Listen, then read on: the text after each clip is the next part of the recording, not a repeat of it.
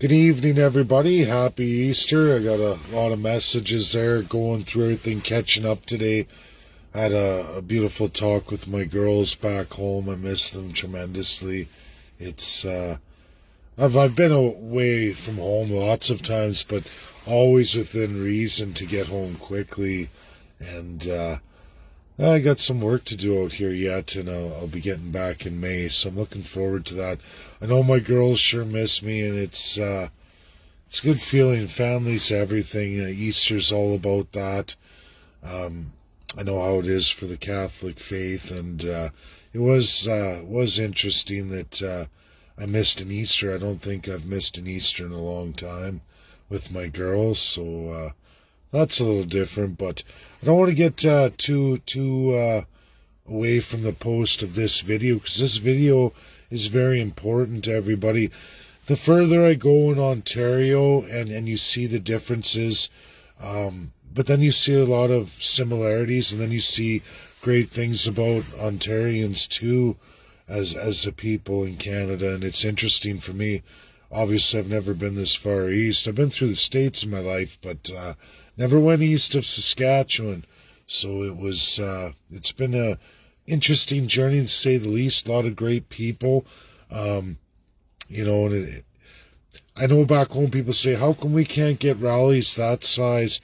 Well, everybody back home, we can't get rallies that size because we don't have cities with 6 million population, or surrounding communities in the neighborhood of Red Deer size minimally, right? Minimally. So that's one reason. So even though numbers are great in turnouts, they're not big enough. When you look at it, something like Toronto, you should be having 20, 30,000 people in the streets. Not that I'm putting anything down. I'm just saying that it's tough. It's tough. The government has tremendous controls, and that's where we get into the weaknesses of provinces in this title. And that is a problem of left and right. So we're going to talk about that.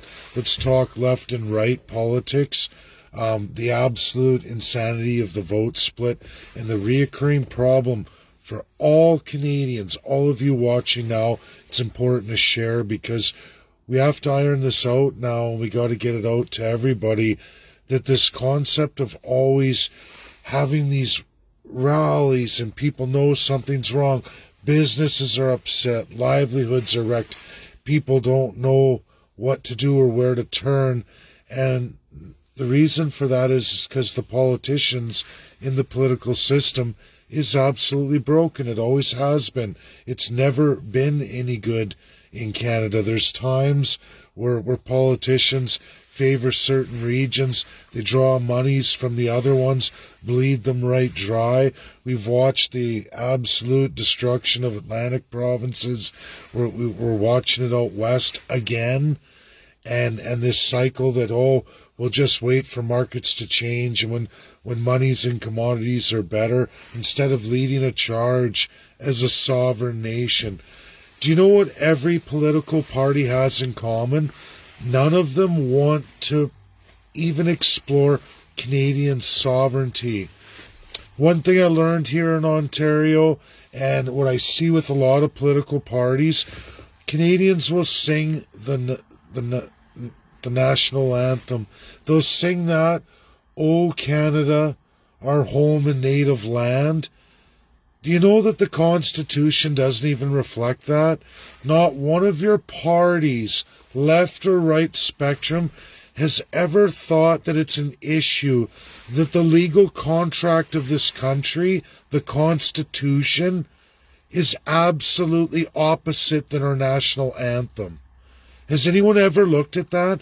That in all legal realms of Canada and on the international stage, we are not strong and free. This isn't our home and native land. It's native land, unsettled. It's not even their land.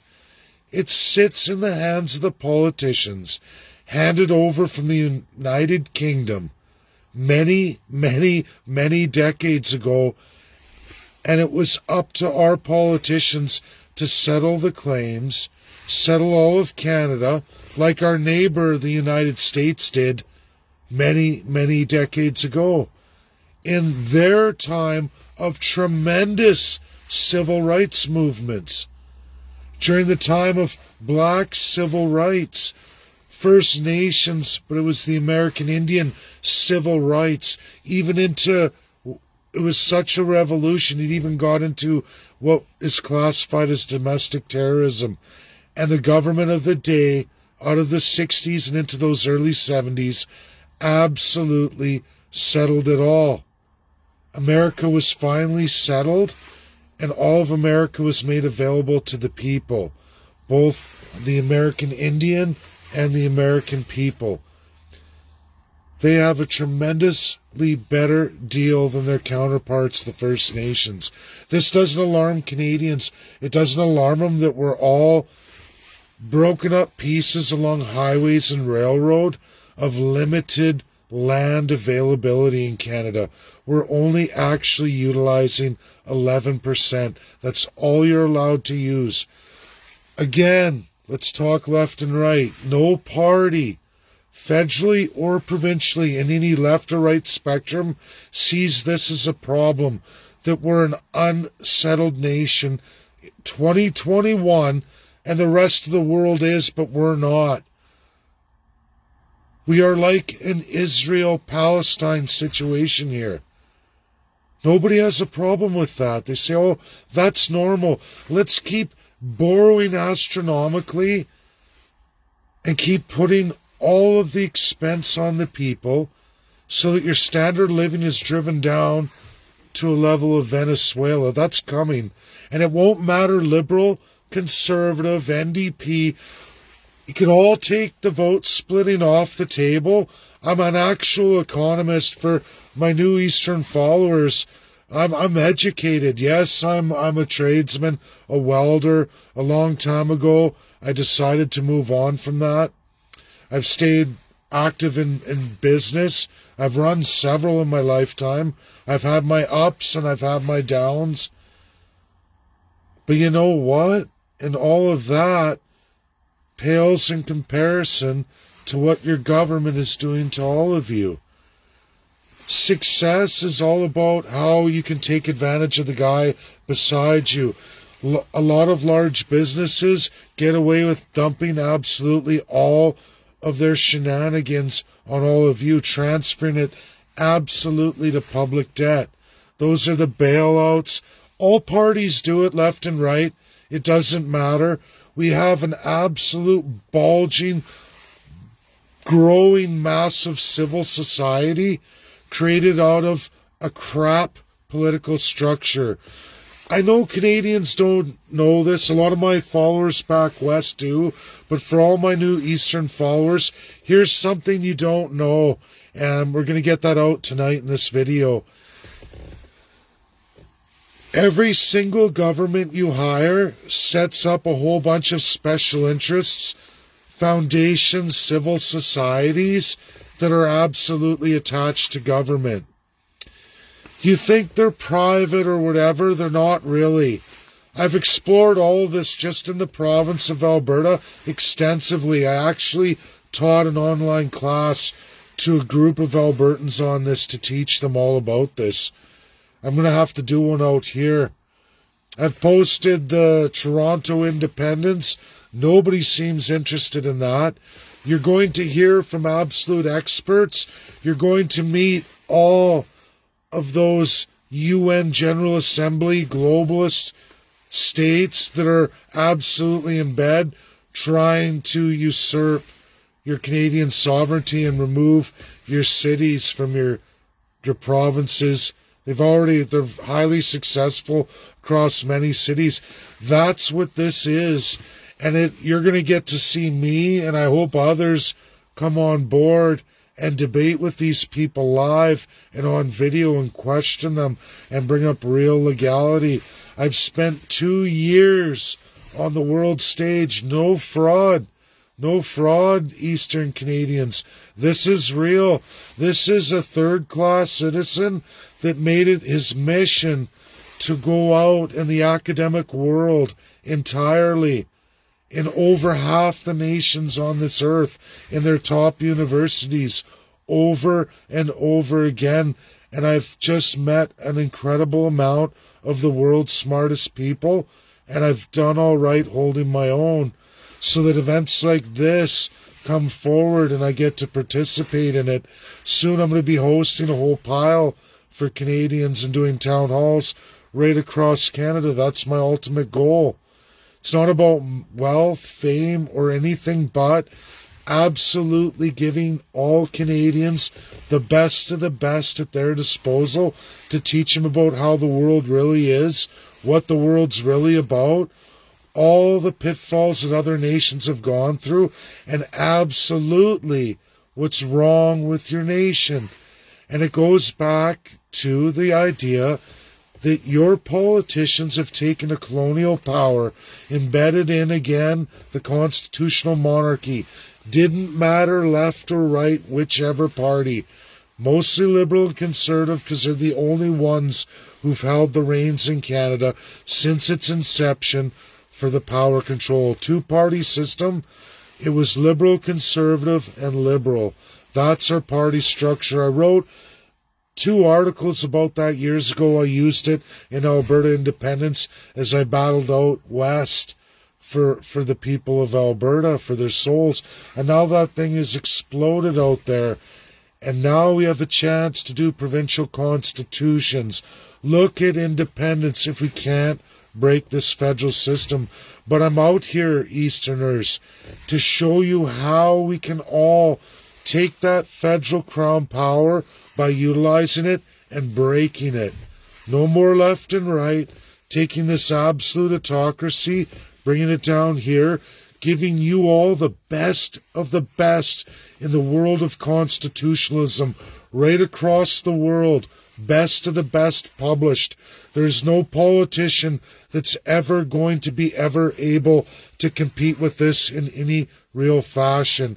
We're going to take the First Nations, bring them forward with us.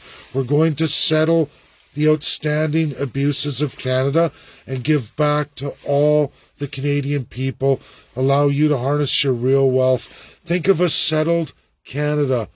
Think of a settled Canada and all that land made available to all Canadians. And First Nations taking a massive portion beyond the reserves and having that for themselves. A percentage of real GDP. That our corrupt, sick politicians, doesn't matter again, left or right. It won't matter because they are all in bed with absolutely foreign interests. I urge everybody to join me 6th, 7th, and 8th. Yes, those globalist powers that are destroying Canada are going to be there. Yes, they're trying to harness all the large cities here in Canada, and they're winning. But I'm going there to do battle and give honest narratives. Just one, and there's going to be others. There's world experts there too, friends of mine. And we're going to absolutely ask the right questions, and we're going to get the real answers. And just like I did with my UK UN migration, I will expose the terrible, terrible multinationals, and I'll do battle with them. And that's for all of you. You all can do this too. It's time to break down the narratives, conservative, liberal, NDP, because I promise you, they're all absolutely corrupt. And what corruptions have not infested an NDP? Should they get that crown of Prime Minister, which, don't kid yourselves, Canadians, that is crown. It's been that way since 1952, legally, in our constitutional monarchy. Our Constitution codified tells everybody legally that they are the monarch, and that's the power of Prime Minister. That's what the Constitution says. It does not say what our national anthem says. Everything inside our national anthem does not exist legally for our Constitution. It's absolutely the opposite. I took a bunch of Ontarians this weekend through it, ran through the Canadian Constitution, both 1867, every amendment since, all the way through 1982 and all of the Supreme Court amendments up until just 2 years ago. Nothing in any of that takes away the crown from your elected government. And every MP, every premier, every legislative assembly in each province and territory, through your MLAs, all take the paycheck, take the fat bankroll and expense accounts, keep their mouths shut, read a little cue card. They don't even read the 400-page document bills that they didn't even write. They're hired legislators, legislative assembly. They don't write the bills, everybody. You elect them to represent you. They read a cue card that gives 9 bullets, just like liars like Justin Trudeau, Aaron O'Toole, Pierre Poilievre, who I watched for a year. I follow the guy. I think he's a great guy. Awesome. Then he releases a 420-page document. He clearly puts his authorship on and signs off, where over 400 bullet points are absolutely deadly against all of you and absolutely in bed with the foreign interests. That's Pierre Poilievre.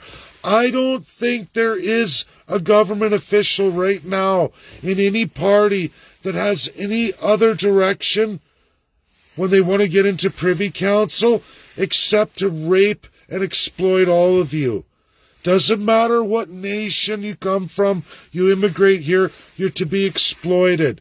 Some people make it to second class. They get wealth, they get political clout, limited at times, but absolutely the first class multinationals get absolutely everything.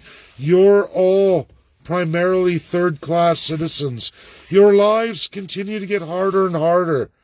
Your children's lives, you watch it as I'm watching, it's harder for them than it was for me. It was harder for me than it was my father. It was harder for my father than it was the grandfather, and on down the line, everybody. Your politicians are to blame. We don't have constitutions in any provinces or territories, and no politician wants to explore that because that would take away their gross abuse against all of you, the people. This is my video tonight. It's very important for all the new Easterners who've signed on and got on board. A lot of Westerners get it shared out too. That's what the CCP is going to be doing. Canadian Constitutionalist Party. And for all of you who haven't signed on and registered for that 3-day form, if you're available, Tuesday, Wednesday, Thursday this week, get on it, because I promise you, you are going to get to witness the evil, and you're going to see the fighters, the champions of truth. And then you're going to see world experts say who's right and who's wrong. That's for all of you. I'll take this system on, and so can all of you. I will give the great example if that's what it takes. But we need participation, not just raw rallies. Vote in the other party to replace the last one, because you're never going to effectively see any change. If you don't believe me, look at Alberta. They've doubled their deficit spending. If it was comparable to Ontario, it would be in the neighborhood of $150 million a year. Can you imagine Doug Ford saying, hey, our budget's minus $150 million this year? Ontario, can you imagine that? That's supposed to be Harper, super strong conservative out there. Took advantage of all the Albertans, and now he's absolutely raping and exploiting them. A man who has a high school education under Harper, who is an 8-year MP with a cabinet position, is worth $13 million. A lot of people post Bilderberg Group. Sure, he went there. He went to Agacon's Island. Do you think these guys are any different than Trudeau Foundation? You think I don't know? You guys wouldn't even believe what I know about NDP when I chase the money. because I'm an economist. I can find out every single organization that sticks their nose out in public or runs public events and they try to champion some global narrative. I can chase all their financials down. As if you explore my timeline, you'll see I bust many. Many Canadians who say they're absolutely for all of you. They'll say Canada's strong and free, or they'll use all these other names that sound really good until you find out who is absolutely at the end of their bankroll. And then it falls down like dominoes. And if you think it's all just one group of multinationals, you're sadly mistaken. A lot of the people that a lot of people talk about, that's nothing. There's hundreds and hundreds of more that you haven't even scratched the surface on. And you know what? They're going to continue. There'll always be new ones. Why? Because you have no constitution. Your politicians allow these foreign companies in here to exploit all of you for everything you're worth. That's their mission at the end of the day. That's their boardroom statement. This is not about capitalism. This is about either socialism or capitalism being exploited by colonialism. That is what Canada is. It's colonial power made illegal in this world that absolutely every Canadian politician who gets elected gets to exploit. And if you win the crown, the big crown of Prime Minister, you get to be a full autocratic colonial superpower on this earth today. One of the last ones left to existence. And no one wants to do anything about it. Canadians go, this is terrific.